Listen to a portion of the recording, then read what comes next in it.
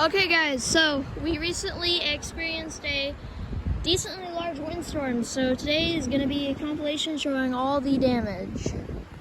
Branch fell down here, medium branch there, and there's a pretty large branch right there. A whole tree fell down back there. Close up of the large branch from earlier. Branch fell down there and one fell down there.